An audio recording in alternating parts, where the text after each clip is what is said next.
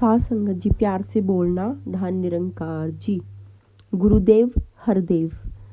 सतगुरु हरदेव ने आगे फरमाते हुए कहा, साध संगत, आज यहाँ और भी कई बड़े बड़े नेता आए हैं। हमारे नामधारी परिवार के कई सज्जन आए हैं। आप महापुरुषों के लिए, बाबा जी के लिए जो भावना इनमें है, वह देखकर दास को बहुत खुशी हुई है। दातार इन पर भी और सारे संसार पर रहमत करे। हमारे सेवादार चाचा प्रताप सिंह जी, बचपन से ही दास उनके हाथों में खेला। वह बचपन से ही दास को बहुत प्यार करते थे। कोई प्रोग्राम हो या ना हो, उनकी भावना यही होती थी कि कोई हुक्म हो तो मैं काम करूं। दास को एक घटना याद आ गई। दास पटियाला में पढ़ता था और एक हफ्ते की छुट्टियां लेकर आया। इसी कॉलोनी के सफाई कर्मचारियों ने हड़ताल कर दी और नालियां वगैरह बंद हो गई। दास ने देखा कि बाहर गलियों में कई लोग इकट्ठा थे और शोर हो रहा था। मैंने पूछा कि क्या हो रहा है। इतने में ही सामने देखा कि वह आ रहे थे। सलवार कमीज पहनी थी, मुंह पर चुन्नी लपेटी थी। दास ने पूछा कि यह कौन है, तो महापुरुषों ने बताया कि यह चाचा जी हैं, जो घरों की सफाई कर रहे थे। जो गंदगी, कूड़ा करकट पड़ा था, वह उन्होंने साफ किया है। साध संगत, ऐसी भावना इंसान में तब तक नहीं आती जब तक प्रभु की अपनी कृपा ना हो। ये सेवा दल के जवान हर वक्त यही भावना रखते हैं कि मिशन की, महापुरुषों की सेवा की जाए। संसार वाले भले ही कहते हों कि यह उन्होंने क्या रूप बना रखा है। यह महापुरुष अपने पास से वर्दियां बनवाते हैं और अन्य खर्च भी करते हैं, फिर भी संगतों की सेवा करते हैं। ऐसी भावना इसीलिए महापुरुषों में भरी गई है, क्योंकि सतगुरु ने अपना जीवन जीकर इन्हें सिखाया है।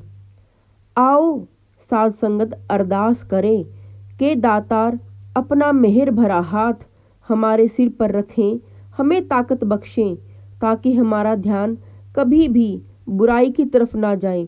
किसी के लिए भी हमारे मन में बुरी भावना जागृत ना हो और हमें इस माँ का प्यार, माँ की छाया जो हमें कई वर्षों से मिल रही है, इसी तरह मिलती रहे।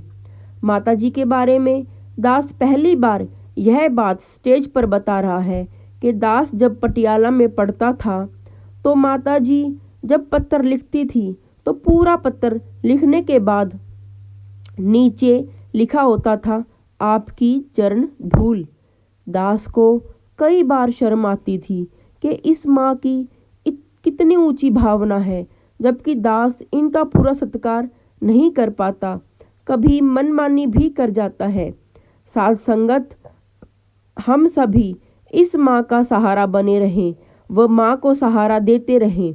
आपके चरणों में यही अरदास है कि बाबा जी के जो जो आदेश आए, जिस तरह का जीवन उन्होंने जिया, उसी तरह का जीवन जी कर हम इस संसार में सुख का वातावरण पैदा कर सकें। हर निरंकारी बच्चा, बूढ़ा अथवा उबलते खून वाला नौजवान आपके आदेशों के सामने मौन रूप से नतमस्तक हो गया। सभी निर्भीक भाव से प्रचार कार्य में पुनः जुट गए।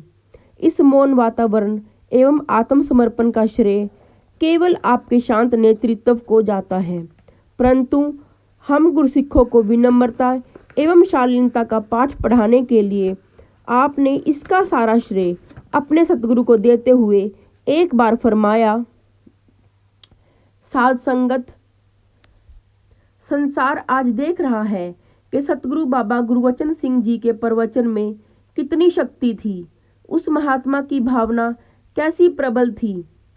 हालांकि उनके अपने साथ कैसी घटना घटी, लेकिन फिर भी उनका जो वचन था वह कितना बलवान निकला कि ऐसी दुर्घटना घटने पर भी महापुरुषों ने भाने को, प्रभु इच्छा को मीठा करके माना। सच्चाई की आवाज में यही शक्ति होती है।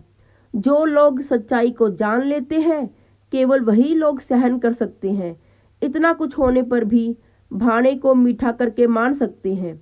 गुरुदेव हरदेव ने देखा कि कहीं कहीं से और कभी कभी यह आवाज़ सुनाई दे जाती है कि सरकार ने अपने फर्ज से कोताही की है।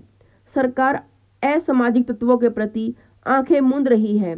इसलिए इनको सही मार्ग पर लाने के लिए कुछ ना कुछ करना पड़ेगा। कुछ ना कुछ करने का सीधा सा अर्थ था कि हिंसा का जवाब हिंसा से दिया जाए। ऐसे भड़के हुए हालात में गुरुदेव ने मानव मन को शांत करने के लिए जो नई दिशा प्रदान की उसकी मिसाल इतिहास में अन्यत्र कम ही मिलती है।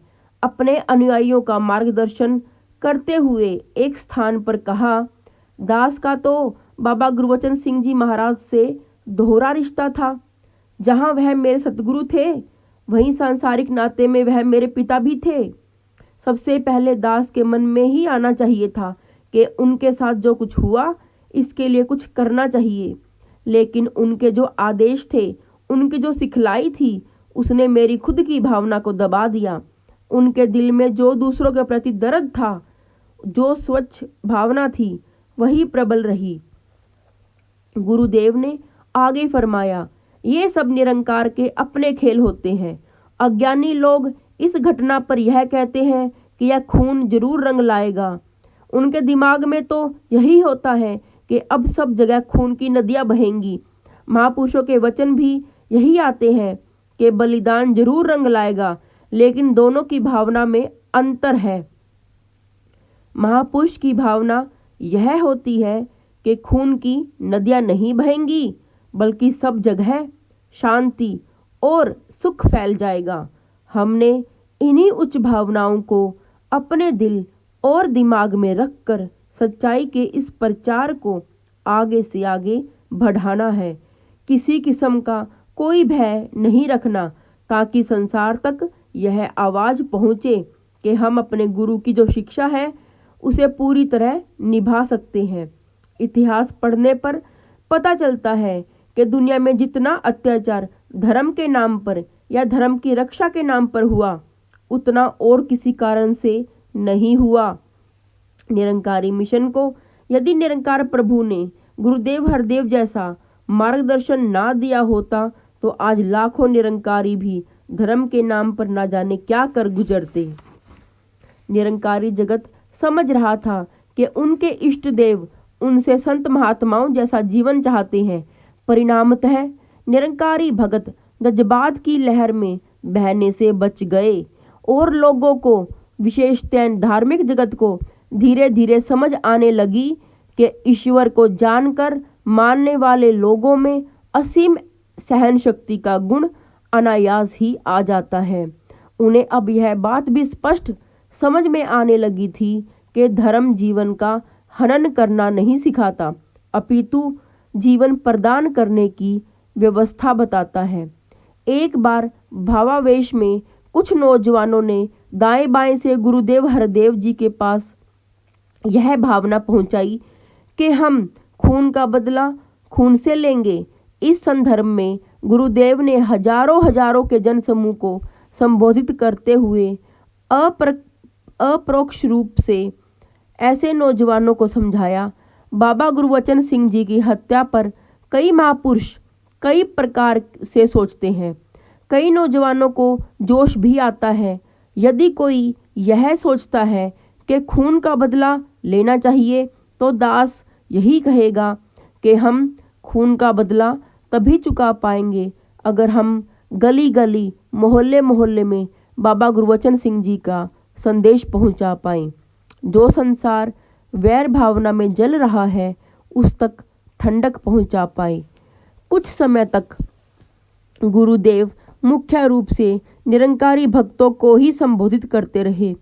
जहां गुरुदेव निरंकारी भक्तों को अपने मनों से बदले की भावना निकालने की प्रेरणा देते रहे, वहीं दूसरी ओर उन्हें गुरसिक्खी से परिपूर्ण आदर्श जीवन जीने की कला भी समझाते रहे। आपके द्वारा ऐसी भावना पर दिए गए प्रवचनों ने निरंकारियों के मनों में भड़क सकने वाली बदले की आग को प्रायः शांत कर दिया। लेकिन कुछ मनों में कुछ हलचल भी मची रही। हम बुरे व्यक्ति की बुराई ना करें, ऐसा कर पाना ही आसान नहीं, इससे भी बढ़कर बुरे व्यक्ति का भी भला मांगना यह कठिन ही नहीं असंभव भी लगता है। यह सोचकर कुछ मनों में हलचल कायम रही। वे इसे अव्यवहारिक समझते थे। एक दिन एक महापुरुष ने साहस करके आपसे पूछ ही लिया, हुजूर, आप अक्सर फरमाते हैं कि हम सदा सभी का भला मांगना है, दुष्ट और धूर्त लोगों को भी अबोध बालक समझकर अक्षमा कर देना है।